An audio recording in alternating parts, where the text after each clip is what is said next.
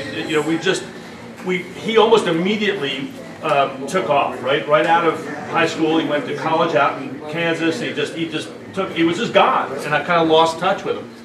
And somehow we reconnected, and Abigail and I, a couple of years ago, got hooked on doing house concerts. And so I booked my brother as the first concert, and I booked Greg as the second concert.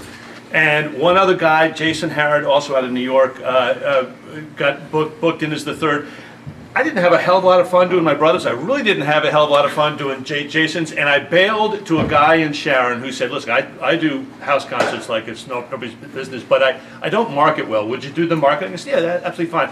With one condition, you got to take this guy by the name of Greg Trooper, who I've already booked. And he said, just let me see his stuff. And he watched one song and said, this guy's great. I would love to have him in the house. So we did that house concert, and we went out and had a couple of beers afterwards or whatever. And I didn't really keep in touch with Greg, and I was getting emails from him. I was on his list. And I got an email for some reason in January of 14 that said, playing near you, which they all said. And I typically, I would open 1 out of 10 maybe or whatever. This one I opened, and that's when, as Bill said, it says, Norwood. What the hell are you going to play in Norwood? And then down in the body of the email it says, and they're going to film it. It said, they're filming it? What the hell is going on here? And so we walk into that little hole in the wall, and it was just such a revelation that A, this thing could happen at all, and B, that it was happening, that we could reach out and touch them, right? You were right there, right? There were 35 or 40 was max there. It was a great time. And so, I had let Jim know, and Jim showed up, and his brother showed up. We had a maybe 9 or 10, which of course was a crowd there. Yeah. And then there was a little sign on the tables, little tent card that said that Ellis Paul was going to have a CD release party.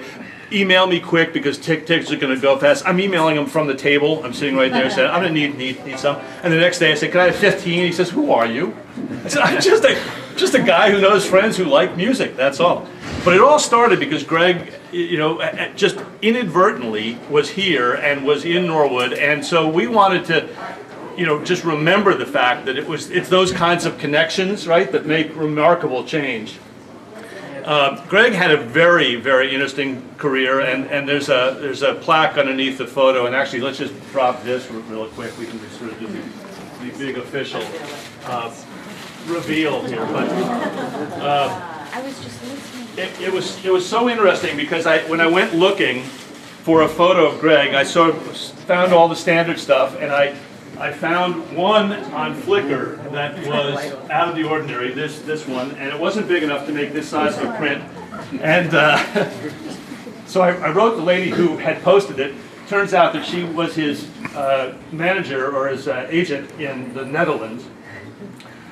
Sandra, and so it was wonderful. She told me the whole story that this is actually an Italian photographer, and that Pino and he and his then 13-year-old daughter had great long conversations, and so I got to meet these people in Europe just again through Greg, right? The catalyst of Greg Trooper was phenomenal. So there's the poster from the February 14 concert that really started it all, and him signing it, and then there's a great little story there below of his first band. Jim, do you remember the name of his first band? Flatiron?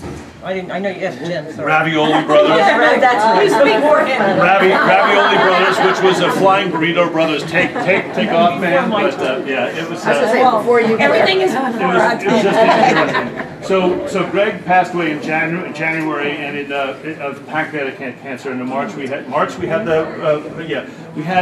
a remarkable memorial service in a nice little chapel in New York City, and the most amazing people showed up to play. It was astronomical. I was just, I kept thinking, if something like this could happen for me, but why the hell would musicians show up? This would be a wonderful thing to leave behind. It was a remarkable event. So that's Greg Trooper, and there's loads more that you can find if you look him up on the web. But anyway, that was the turning point, if you will, for.